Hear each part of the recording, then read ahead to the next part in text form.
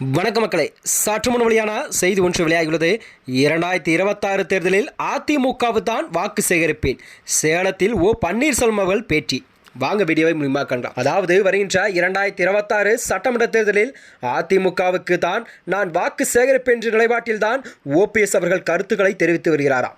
அதாவது அதிமுக ஆட்சி தான் தமிழகத்தில் வர வேண்டும் எனவும் முன்னாள் முதலமைச்சர் பன்னீர்செல்வம் அவர்கள் சேலத்தில் அதிரடியாக பேட்டி ஒன்றை அளித்துள்ளாராம். அதாவது தமிழ்நாடு சட்டசபை இன்னும் 8 மாதங்களே தேர்தல் நடைபெற உள்ள நிலையில்தான் இந்த தேர்தல் களம் இதுவரை தமிழ்நாடு பார்க்காத ஒரு தேர்தல் களமாக அமையும் என்றும் எதிர்பார்க்கப்படுகிறதா. தற்போது அதிமுக மற்றும் பாஜக கூட்டணி மட்டுமே உறுதி செய்யப்பட்டுள்ளது. எனினும் கூட அந்த கூட்டணியில் முதல்வர் வேட்பாளர் யார் என்பது பெரும் தலைவலியாக உள்ளதாகவும் செய்திகள் வெளிவந்தன. இதற்கிடையில் தான் முன்னாள் முதலமைச்சரும் அதிமுகவின் மூத்த தலைவர்கள் ஒருவரான பன்னீர்செல்வம் அவர்கள் அண்மையில் பாஜக அதிமுக உள்ள தேசிய ஜனநாயக கூட்டணியிலிருந்து விலகினார். மேலும் முதலமைச்சர் மு.க.ஸ்டாலினை ஒரே நாளில் 2 முறை சந்தித்து பேசியிருந்தார். அவரது இந்த பேச்சால் தான் அரசியல் களத்திலே ஒரு விறுவிறுப்பான செய்திகளை வெளியேற்படுத்தியுள்ளதாம். இந்த நிலையில்தான் 2026 சட்டமன்ற தேர்தலில் அதிமுகவுக்கு தான் நான் வாக்கு சேகரிப்பேன் என்ற நிலைப்பாட்டில் பன்னீர்செல்வம் அவர்கள் சேலத்தில் மக்களிடையே பேசி வந்தார் ஓபிஎஸ் அவர்கள். இதனைத் தொடர்ந்துதான் முன்னாள் முதலமைச்சரும் அதிமுகவின் முன்னணி தலைவருமான பன்னீர்செல்வம் அவர்கள் வர இருக்கும் 2026 சட்டமன்ற தேர்தலில் அதிமுக மீண்டும் ஆட்சிக்கு வர வேண்டும் என்பதே தனது ஒரே இலக்கு என்று தெரிவித்துள்ளாராம். சேலத்தில் செய்தியாளர் பேசிய அவர், எனக்கென்று தனிப்பட்ட இலக்கு எதுவும் இல்லை என்று ஓபிஎஸ் அவர்கள் கூறியிருந்தாராம்.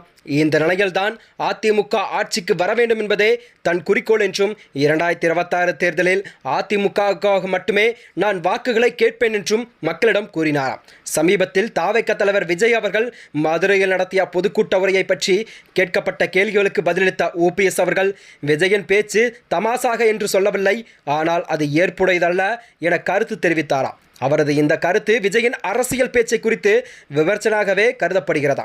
அதிமுக தற்போது பல்வேறு பிரிவுகளாக சிதறியுள்ள நிலையில்தான் பிரிந்திருக்கும் அனைவருமே ஒன்று சேர்ந்தால்தான் தேர்தலில் கண்டிப்பாக வெற்றி பெற முடியும்.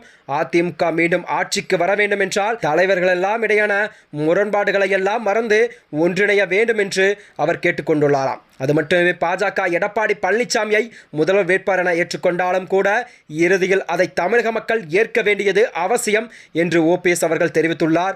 மக்கள் ஏற்றுக்கொள்ளும் தலைமையே வெற்றியை பெற்றுத்தரும் என்றும் அவர் கூறியிருந்தாராம். அதிமுக பாஜக கூட்டணி குறித்து ஓபிஎஸ் அவர்கள் நேரடியாகவே எதிர்ப்பு தெரிவிக்காமல், ஆனால் மக்கள் விருப்பமே முக்கியம் என்பதை அந்த உரையில் சுட்டிக்காட்டியுள்ளார். இதனால் கூட்டணியில் முதல்வர் வேட்பாளர் குறித்த விவாதம் இன்னும் திறந்த நிலையில் உள்ளது. இதன் மூலம்தான் 2026 தேர்தலை முன்னிட்டு அதிமுக அரசியலில் ஓபிஎஸ்ஸின் பேட்டி புதிய பரிணாமத்தை உருவாக்கியுள்ளது என்றும் மக்கள் பார்வையாகவும் பார்க்கப்பட்டு வருகிறது. பன்னீர்செல்வத்தின் இந்த பேச்சுக்கள் தான் அடுத்த சில நாட்களாக அரசியல் களத்தில் ஒரு புகையை கிளப்பி விடுவதாகவும் செய்திகள் வெளிவந்தன. அது மட்டுமின்றி அவர் சேலத்தில் பேசியதாவது, நான் அதிமுகவுக்கு மட்டும்தான் ஓட்டு கேட்பேன் என்றும் அவர் மக்களிடையே உரக்க கூறியுள்ளாராம். மேலும் இதுபோன்ற வீடியோக்களை தெரிந்து கொள்ள நமது சேனலை மறக்காமல் சப்ஸ்கிரைப் செய்து கொள்ளவும். நன்றி, வணக்கம்.